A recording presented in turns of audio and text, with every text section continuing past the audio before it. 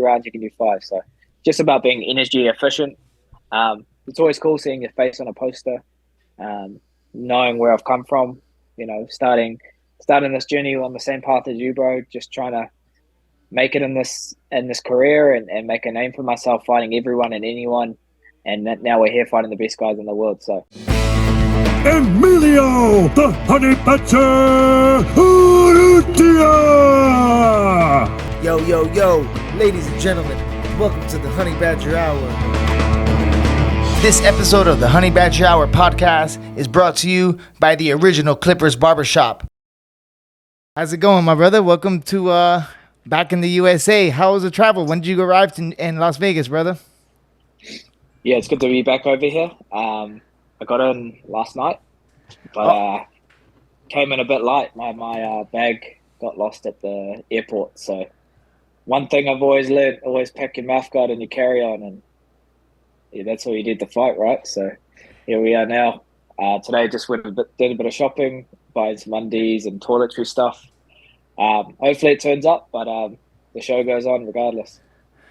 Oh man! So it happened again. It's like Taiwan. Was it? Did we lose? Didn't we lose our bags in Taiwan like 10 years ago, man? Taiwan. Yeah, bro. Pro C. That brings us back to the glory days, huh? Some things don't change, my man.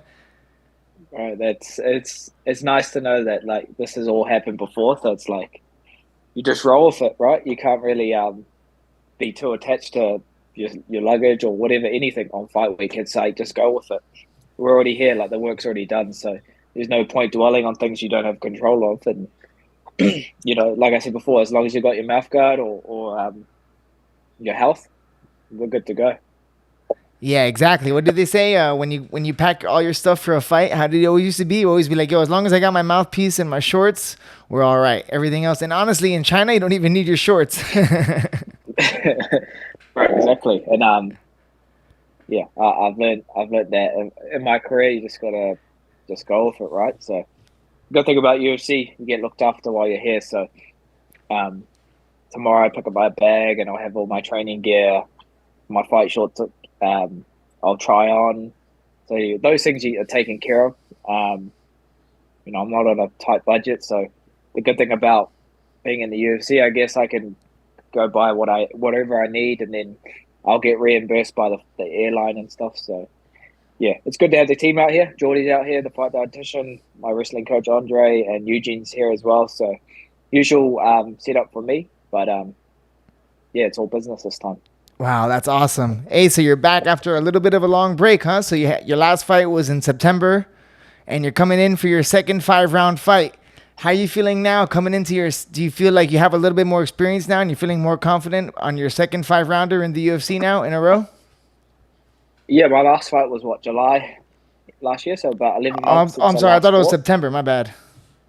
Yeah, that was in Dallas, so it's been a bit of a process to get back into the cage, but just personal, just life takes over. It's never the right time, and it's been good. It's allowed me to kind of put energy into other things outside of fighting, but then it's also made me appreciate being healthy, appreciate doing what I get to do for a living. Definitely blessed. So I was nursing an injury. That's what kind of kept me away. My back was a bit just muscle tightness.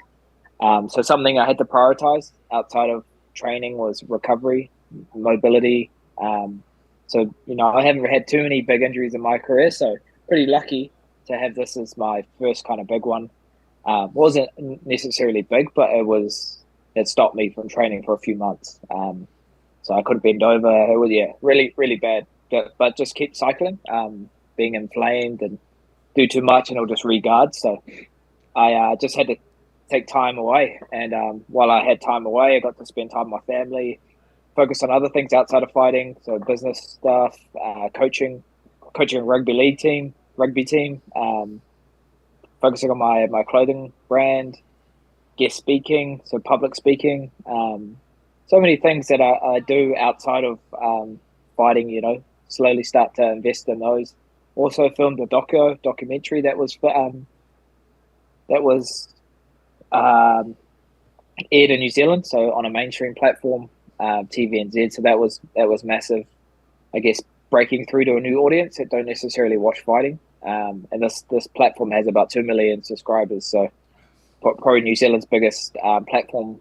And my doco was on there, showcasing the fight scene, how I got to become a UFC fighter. You know, that's just the tip of the iceberg. But people really got to dive deeper into like how I balance family life and being a husband, father, brother, son, how I manage my time, and what my priorities are, and also like how much goes into fighting, how much goes into this. It's not just like turn up one day and have a fight. It's so much that goes into fight week, so much that couldn't have easily not happened, but it just stuck into it. So it's kind of humanizing everything that goes into it. So that was awesome to be able to do that. And then here we are now. Perfect alignment. June 3rd was a great date for me to kind of build towards, and I've been in camp for 12 weeks now, and I'm just wise. I've turned 30 this year, so I'm a lot more wiser, more experienced. But it just feels like this is the right time. So I can't wait to get in there and just remind everyone while I'm the best flyweight in the world. Well, yeah, man, for sure. So it's been a lot. Yeah, so you've had a lot of things that you've been able to get into. Maybe that time off was good for you, because is that the longest break you've had since you started competing? I'm pretty sure it is. Yeah, I fought every 2-3 times a year since I started my career. So yeah, it would probably be one of the longest. But you know, it's muscle memory that you never forget. And I was able to do fight week and not fight a few times. I did it in Madison Square Garden in New York when Alex fought. When Izzy fought Alex, I was able to do it in Perth when Alex fought. Alex Volkanovski fought Islam. Yeah. So still being involved as a guest fighter, still being in the sport, but not necessarily having the pressure of fighting. So for me, that was a great kind of just ride along. I got to kind of go through the ups and downs of fight week. Got to see, you know, people in my weight class, what they're doing, how they're feeling on fight week, and just take it all in, and just use it as like visualizing for when I fight next. So man, my cup's full seeing my teammates go out there and just lay it on the line. And you know, it doesn't get much, I guess, inspiring seeing a teammate lose to a guy 3 times but still hold on to that hope that he can beat this guy, and him go out there and do it. It's probably one of the biggest sporting moments in this generation, just because of the height, the backstory, and the way he finished Alex Pereira. So pretty lucky to be inspired daily. Like going to the gym, I know the system works. The system breeds world champions, and it just allows me to kind of, I guess, stay in it, stay holding hope to get back in title contention, and yeah, that's what we're here to do. Yeah, definitely, man. Like, so you had that year off, but you were still able to be involved in all those big fight camps. You know, you've seen Volko go off and take, you know what I mean? You've seen Volko go out against Makachev. You've seen Izzy. Man, how inspiring was that to see, right? I saw you guys did the reaction video. How good, bro. When oh my God, I was there live. It was crazy. Yeah, I bet. Oh my God. Yeah, I bet. I was jealous that you were there live, because it's a different, you just remember, and that's the moments that I love in this fight game, is when you get a knockout, people remember exactly where they were, who they were with, what they were eating, because it's so significant. And for that 15 to 25 minutes, they forget about everything in their life, and all that matters is how they made you feel. So that's what I'm always chasing. And that's what I loved about Izzy's knockout, because it was so surprising. Even though, you know, I had full confidence in him, I didn't know how the fight was going to pan out. I just knew he felt a bit different for this fight. There was no like, it was just a lot more personal. And it was like, well, I've already been knocked out by this guy, so there's nothing that can get worse, I guess. So I got you. Yeah. It was almost like nothing, like back against the wall, like nothing to lose. Like it is what it is, you know. Like he almost where he can be free, maybe, you know, like the most free maybe of this time, where it's like, hey, the worst has already happened. Maybe. Yeah, it's true, man. Yeah, it has to be 100%. Good energy for you to go into your next fight now, coming in.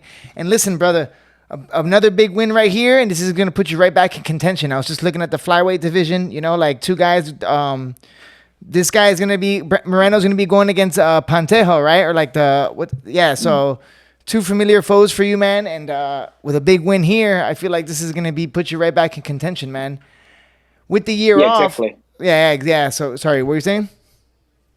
No, it's a great time for the flyweight division. We're one of the most exciting guys out there because people want to see these fights. People want to watch flyweights, and now there's another headline flyweight fight, which is me and Amir. So that just shows that there's value here. People want to see it, and I definitely feel like it's earned. I've had 5 bonuses now. I'm never in a boring fight, and I come to finish. So the UFC, have seen that, and that's why they're rewarding me, putting me in these, 5-rounders. So, I'm more than ready for these challenges. I've fought these guys before, these grapplers, these wrestlers, these specialists, and we've always passed with flying colors. So, definitely, there's a lot of great fights out there to be made, but I'm just here to focusing on one fight at a time.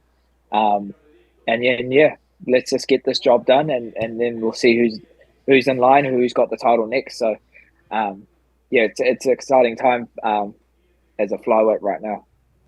Yeah, for sure. The division's looking better than ever.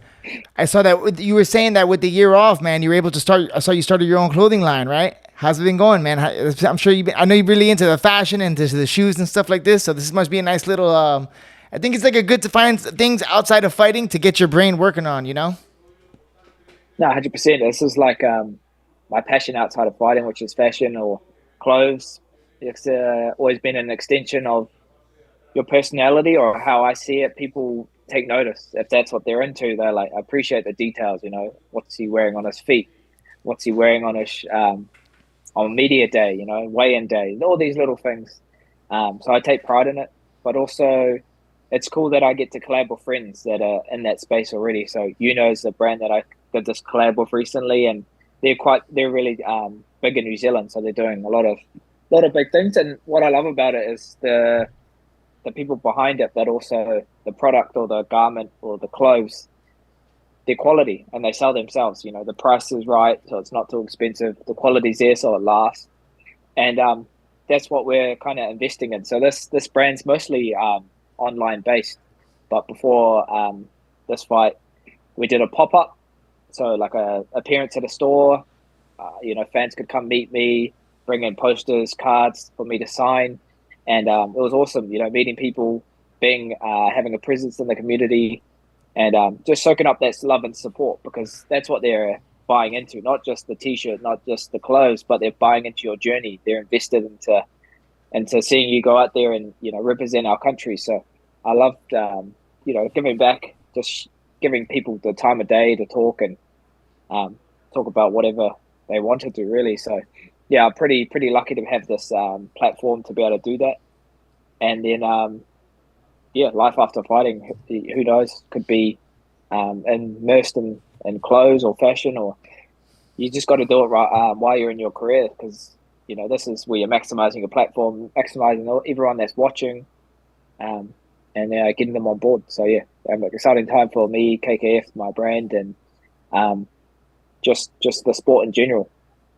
Yeah, I think that's great, man. The fact that you're able to now, and what's so good is, man, when did you start training? You started training, around, pretty young, man. It's as long as you can remember, huh? How old were you when you started? 10, when I was, elementary school, just after. So, yeah, 10 years old, I walked into my first MMA, jiu-jitsu gym. Yeah. And my coach at the time was doing bare knuckle, no holds bar fighting. So there weren't any gloves. There weren't any rules. It was just back in the day, it was called K1. So they would have kickboxing fights, and sometimes they'd have the MMA fights. So my coach would bare knuckle, jiu-jitsu pants, and no shirt. And it was I didn't even know what was going on. But at our trainings, we never saw striking. We never really saw MMA. We just saw grappling. So he'd come to trainings with black eyes and beaten up. And I was like, how's this guy getting so hurt? And all we're doing is wrestling and grappling. I had no idea until I actually watched one of his fights, and I was like, oh, yeah, this is different. So that was kind of my first exposure into the sport. And here we are now, doing it as a job, doing it as one of the best guys in the world. But very thankful to walk into my gym. It was actually my friend at school whose dad did jiu-jitsu that got me down to the gym for the kids' classes on a Sunday. So, I guess if he never brought me down, I've never been, exposed early on and knew what I wanted to do at an early age. Yeah, and you know what I think it's so key for that, man, and being able to be so since you've already been dedicated since such a young age, now that you just turned 30 years old, you're just in the peak of your prime fighting years, really. Like, look at all the boys at the gym, like between Alex and Izzy, they're all, you know what I mean? They're all hitting their peak right. They're all in their peak right now, you know. So you're just coming into your peak, and you have those 15 years prior or 20 years prior that you invested into your body, into the training and craft. And now that you're already like a master fighter, you can start to focus on the clothing brand and start to focus on things that are going to be, you know, like you put in a 20-year seed into the fighting to the UFC title now, 20 years, 15 years in the game, but now you can put a seed in for 10 years later for your clothing brand, you know? So by the time you're done with this game, you're going to be, you know what I'm saying? You're going to be with the fresh Yeezys, dog, with the Freezies, dog, with the Don't Blink Freezy specials. You know what I'm saying? When I do my comedy special, I'll be rocking your gear, dog, the sneaks. You feel me? I need to get you some stuff out. I need to get your address after this. I'll definitely sort you out, bro. But yeah, one thing I've loved about my time off was also coaching in a different space. So cross-coding. Rugby is one of our biggest sports in New Zealand. It's our national sport. And we have a national team. It's not the All Blacks. This is a different code. It's rugby league. So we have a team called the Warriors. This is a team I grew up watching. Like, this is what me as a younger child would have been going to the game to support. And then it just happened to be that they were looking for a wrestling coach. And my friend, who's a part of the coaching staff, put me forward. The new coach that was coming over from Australia linked up with me outside of just for a coffee, just to have a chat and talk about how I could help. Straight away, we hit off the bat, saw my passion behind it, saw what I could help the team with, technique, being efficient, so many things that transfer from martial arts to rugby. And then what's great about this collab or this crossover is I'm still in my career. So a lot of these guys that are in this team are already fans of me. So it's a lot easier to buy in when they already respect what I do. I'm not talking about back in my day and, 10 to 20 years ago, this worked in my career. They're seeing it happen right then and right there. So, yeah, it's been awesome being in that space. And this is definitely life after fighting, being welcomed into the team and seeing how much value I can add, even though, I never came from a rugby background. The positions, the techniques are very similar. And if we can get those little details right, man, that makes such a difference on the field when you play rugby. So how efficient you can be with your movements, how to get up fast, how to stay heavy on the ground. So something we learned early on in our fight career is how to be heavy, how to make yourself, 57 kg flyweight. How do you make yourself feel like 100 kg heavyweight? So it's been awesome to teach these boys how to do that. Also, the byproduct of wrestling is your cardio. So you're seeing that on the field. These guys are fit, man. Like, preseason was about 3 months. We train twice a week, lead up to the season. But what's been a massive eye opener for me is how many injuries these guys get week in and week out playing rugby and just nursing it, finding a way to just keep training, keep pushing through. There's so much that goes into it, and these guys are traveling every week as well. So much to kind of, for me to take on board and to be more professional in my sport, but also, how to like look at a sport as a season. So outside of your actual fight camps, it's about managing your off season. That's where the hard work is. That's where the progression is, because you're not blowing up. You're staying professional. You're keeping your weight down, and you're upskilling. You're doing maintenance, cardio or whatever that is, weight training. So you're always training all year round. So that's what's been awesome seeing that side of things. And I'm just immersed in getting better. So I constantly tell these guys, you've got one job to do. Obviously, it's a team sport, 13 of you guys on the field. But if you trust the guy next to you who's doing your job, that makes you accountable. So it's something that I try to install into the boys, saying, don't look about the outcome. Don't look about, look at it as, okay, if we win this game, we could win a world champion or a premiership is what they're trying to win. I just say, just look at the day by day, be process driven, not outcome driven. And that's just trying to be 1% better every day, trying to constantly tick all the boxes every day. Something that I've learned in my career that's helped me is keeping me 1 foot in front of the other, not looking at how far I've got to go, just looking at what I've got to do next. So keeping it simple, and also keeping it relatable. So yeah, something that's been awesome is being in that space. This episode of the Honey Badger Hour podcast is brought to you by the Original Clippers Barbershop, located on 14227 South Dixie Highway. Make an appointment today. You can find them on the Booksy booking app or call 305-964-7882. More than 20 plus years in the game. And that's the Original Clippers Barbershop. Master barbers for a master fighter. Yeah, I was gonna ask you about that. I saw that on your channel. I saw that on your channel. You were. It's that one's rugby league, right? The league that you guys are training. Hey, so that's your first time. Hey, how good is it? And did you feel like you get better by teaching? You're able to, like, when you say the information again out loud, you kind of reinterpret to yourself and you kind of remember little details that you might have forgot you knew or why you do things. You know, so it makes your game better. I notice when I teach, it makes me sharper. I realize. Yeah, 100%. It's like you got to look at yourself and what you're doing and be very honest with the feedback. And then also what's helped me in the space is bringing in a teammate like John Vake, who went to the Commonwealth for wrestling, who represented Tonga. And if I can't be there physically, you know, they're going to have the highest quality of training to fill in for when I'm not there. So while I'm not there this week, you know, I've got a teammate that's filling it in, and that's what's awesome about, I guess, having a team like City Kickboxing. We're world class. It breeds world champions, and that's what I've loved about this collab is we're helping a New Zealand-based team perform and do their best in their sport. So that's something that I wish would happen more. People, you know, seeing the success of mixed martial arts in the UFC in New Zealand and getting on board behind it, because like what Izzy said, when I win, we win, and that's how it should be. So yeah, we're been telling the boys for the last 10 weeks where they've been playing, you know, supporting them. When I left, they gave me a big, I guess, send off and gave me their shirt that they were about to play in, just as a token of like gratitude. And I told them, you know, I've been watching you boys compete. Now it's my time to go eat. So yeah, it's cool to have another, I guess, family behind me now, not just my own City Kickboxing family, but the Warriors collabing and supporting me like one of their own. So yeah, pretty privileged to be able to do that. That's amazing.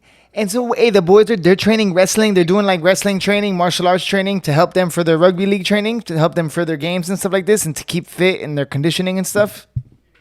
Yeah, it's one of the new, like, it's not new, but it's definitely a trend now. All the better teams are maximizing, I guess, that aspect of the sport, because it's a game changer. Like, if you have more direction on what you're trying to do in a tackle rather than just run and hit each other, it's definitely gives you a big advantage. So something that we've been able to help out with is, you know, the technique of wrestling and how it can cross over into rugby, but the mindset about in a fight, it's not how you start, it's how you finish.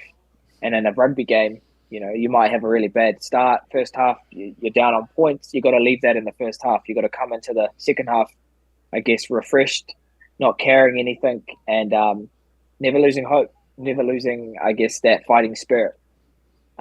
So that's something that we've been able to install into the boys, or at least teach on the mats. And if we're going to do it, let's do it to be the best, like high standards always. The reps are quality. If we're not going to do it to the high standards, there's no point doing it. So just little things like that martial arts have taught me. And yeah, just being how to be calm under pressure is another big thing. So yeah, it's cool to be able to do that and see the success the season that they've been having has been amazing. They're at 7 at the moment out of 14 teams, so it's good to see the progress. And it's something that I talk about all the time is, let's say the game didn't go our way, but we saw a lot of positives. We go again. We don't sit on anything. We just go to next week. Like, that's all we can prepare for. So no point sitting back and you know, going, oh, I should have done this, should have done that. Just go in there and do it again. That's pretty much what I've always done in my fight career, is learnt on the job. I'm not going to be, waiting on the sidelines too long and just upskilling in the gym. I'm going to go out there and compete, show them if I lose, I learn, and we get better. Yeah, you gotta have short-term memory in this game, and I think with the 1%, like you were saying, it's a lot of compound interest. Like with a lot of the work that these guys are doing, maybe you don't see, like, the things you do is gonna be for the weeks on later on. Like all, like, the fights. Maybe the fight you're having now is probably like the work you're gonna have, like the results you got from this fight coming up are gonna be from the work you put in 10 years ago. And the work you're putting in now is gonna be for your second title defense, third title defense. It's like that compounding interest, right? Like it keeps on. Just little by little, those little things make the difference from the guys who are just doing the bare minimum to make it, Of course, it's like all about the small wins. When we're in the gym, we're always competing, always trying to take it, earn everything. And that makes up for massive your confidence, momentum. That's big in this game. That's big in sport. If you can, if that's a habit that's always been embedded into you, compete and just go for it. When it's fight time, you sink into that level, which is, high standards. And like you said before, bro, that's a great analogy. It's going to get you ready for your, next title reign or defense or, those bigger performances that are ahead of you. So, yeah, I'm looking forward to the challenge in front of me in the next few days. It's a guy that he's got momentum, been on a 4-fight win streak. And, I'm looking forward to it. Yeah, got a little bit disconnected there. We're back with my man. One of the things you were saying before is about being cool and calm under pressure. And I noticed that, like, one of the things you were talking about it before in our last podcast together, man, that you were bringing it up, and that Izzy was bringing it up. And Izzy also spoke to me about when we had our podcast in Miami. He was talking about working with David Wood, man, and how it's been, like, doing your breath work and the swimming and stuff like this has really helped you in your game. It's been a few years now that you guys are working together, huh? Yeah, we've been working for a while now, and it's awesome having that kind of guidance, I guess, in our space, in our sport. So where you can get the most out of recovery, the most out of trying to do less, well, not do less, but in your mind, calming everything down. And in fighting, that's everything. It's how to stay dialed in, stay focused for that whole 25 or 15 minutes, however long you're fighting. And then on your, off time or when you're not training, how do we maximize not being in that fight or flight mode? How do we kind of tell ourselves to, okay, we don't need to fight now. We can be calm. We can be relaxed. And then being efficient as well. So many tools that I'm learning. And that's what it's been awesome. It's like a trial and error. You figure out what works best for you, and how do you get into a groove? How do you get into that flow state? And how do you just be your best on fight day? Try to maximize your performance. And I feel like this camp's definitely been another great camp, using Dave and using his tools and methods that he helps to regulate all those things, calm the mind down, and stay focused and dialed in, because it's a hard thing to do. So many distractions in your day-to-day life. It's hard to be able to take 10 to 15 minutes away from everything and just be present. Don't think about anything else but being right then and there. Training's a great way to do that, but to maximize that, you have to be able to be disciplined enough. So yeah, it's been a massive game changer for me. And just with experience, you get better. So more wiser, more experience. Each fight camp, we're trying to fine tune things. And the thing about life, there's no convenient time when things come up. if you're a dad or father or husband, you just have to find a way to manage it. If the wife's sick or the baby's sick, or you can't get your proper sleep in or get your rest in, you got to maximize when you can, or just be able to internalize everything, and just finding that balance between all of those things. So I'm in a good place now. That's good. Wow, man. And when I always notice this, like when I notice all my friends, like with Shay, with Dan, when Shay, Dan, Volk, whenever they had kids, I felt like they always feel like they're like something changed about them, like like their maturity level or something. Like, how do you feel that having a kid has helped you as a fighter? It just gives you more responsibility. When you've got people that actually, well, your wife and your son that are depending on you for everything, just makes you prioritize, okay, what I need to do to make sure that, I have everything sorted, and that means being organized. That means, I guess, having your priorities right. That means what are you putting your energy into? So many things that you need to make sure that they're aligning. And it's a selfish sport, definitely fighting selfish, but you need to be, if you want to be, successful. If you want to be at the highest level, you have to be able to sacrifice things, but for the bigger picture. So for me, in my camp, my wife knows exactly what's involved, and rest and recovery is priority, as well as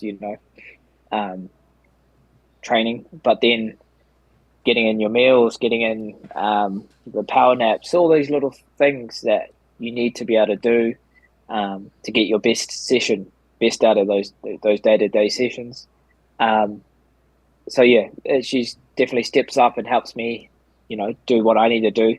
But then after a fight, I feel like that's where you need to give back and find that balance. So, family are there to lean on for pickups or drop-offs at kindy or daycare. Remember that when after your fight, who was there to help, and give back your time. And that means, spend time with them, spend time doing, normal day-to-day things. Make dinners, little things that don't go unappreciated. That's what I like to do. And that's where you find that balance. That's where you're like, for the next camp, they'll remember that, because I'm like, oh no, he gave back the time, and it's all for something, can't just be train, fight camp, back to training, it's about balancing life, and still figuring it all out, but definitely getting better at it, and being more present when I do give my time. So, I'm not distracted by stuff that doesn't matter. I'm just there being all ears and just being supportive. So it's definitely a tough path to go through, being in the UFC, but it's my dream. This is what I've loved to do, and there's legacy that I'm leaving behind. My son's watching now. He's 2.5, so when he sees me on TV, he says, "Dad, Dada." So it's cool having a little mini me, and I've got another one on the way due in August. So that's awesome, my man. We don't know. We don't know what we're having yet. We're going to keep it a surprise.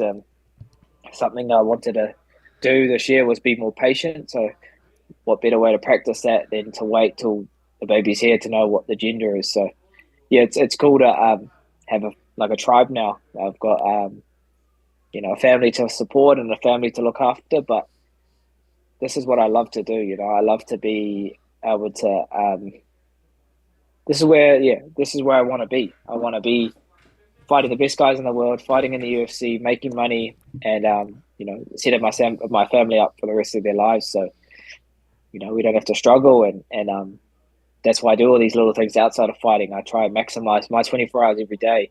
I want to try do everything I possibly can so we can have the best life. And when it's all said and done, I can take a step back from the sport and enjoy my retirement with my family, spending more time with them,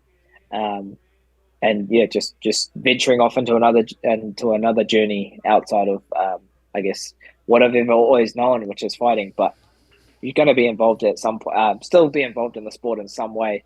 I just won't be fighting forever. That's what kind of this injury made me realize I've probably got another 5 years left in me, but I got to make it the next best 5 years, which means I need to be 100% committed, put everything into it, because nothing's guaranteed. You know, you have to really make the most of your time. And then when it's not your time, you have to be able to be content with that. You can't hold on, because that's when you get lost in life, when you been, I guess, have your sense of identity, which is whatever that is, your job, or Yes. being fighters.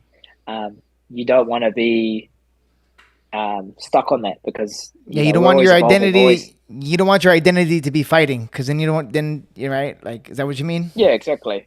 It's gonna really stuff you up, and that's where guys get hurt, because they're staying in their career too long, and that they don't know how to bridge that gap. So that's why I've really enjoyed setting up little things while I'm still in my career. So after my career, I'm gonna be content, and I can say, cool, I did what I did, but I'm not just a fighter. You know, I'm a husband, I'm a father, my culture has helped me kind of bridge that gap as well. Me being Māori, that's my sense of identity. That's going to be with me, you know, in my career or outside of my career. That's just who I am. That's in my blood. So that's something that keeps me grounded, something that keeps me, I guess,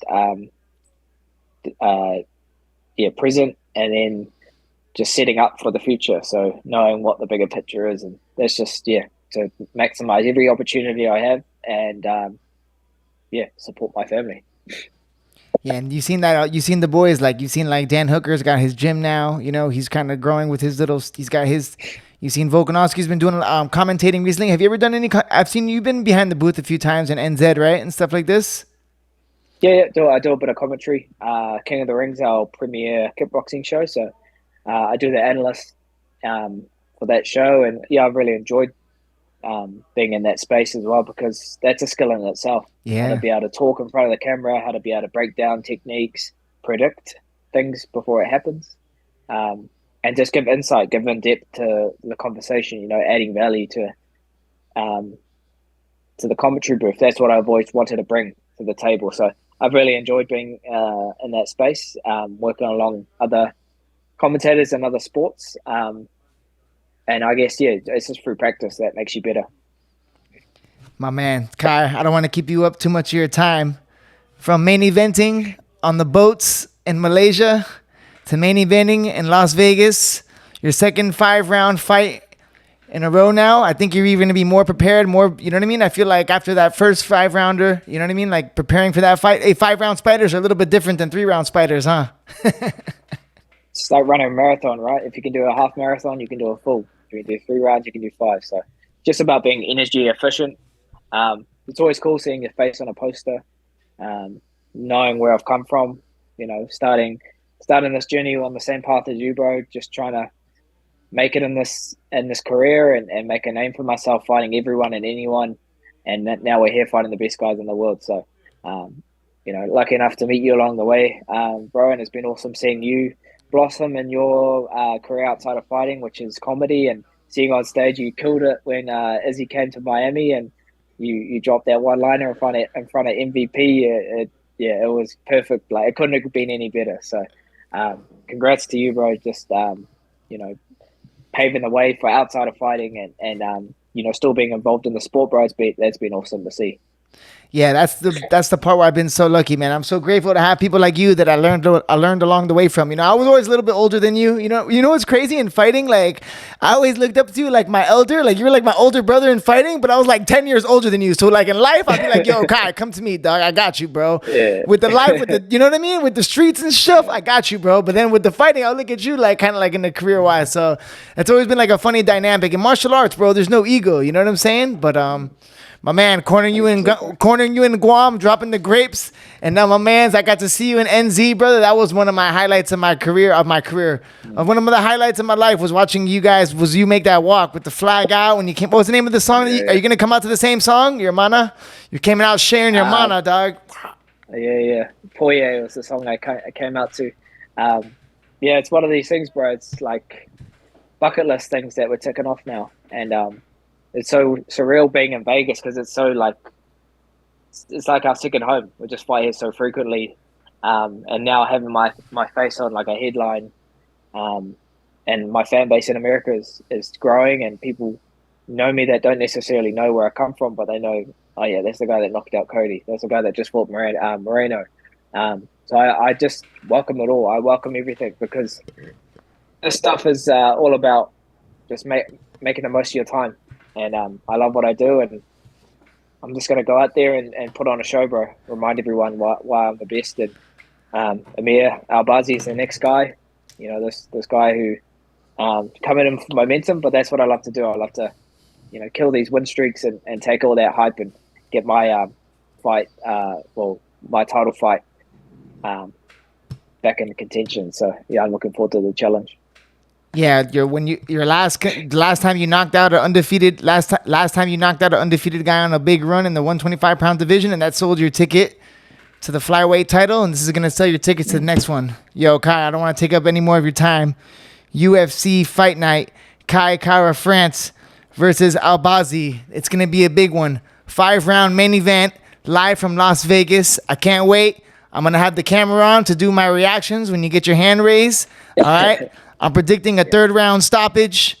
My man is well-rounded, but he doesn't know that you paid the cost to be the boss, dog. You're born for it. You've seen this guy 1,000 times over, so I can't wait, my brother. I really appreciate the time, Kyle. We've been coordinating back and forth, so I really means a lot, bro. I know you're just landed in Las Vegas, and you gave your boy the exclusive. That means a lot, my brother. Nah, awesome, bro. I always appreciate your time, and yeah, thank you for also all the support, and yeah, bro, and tune in this Saturday, June 3rd. It's going down in Las Vegas, and it's going to be a show. Can't wait. My man, Honey Badger Hour, Kai Kara France. Don't blink. Cheers, bro. Yo, my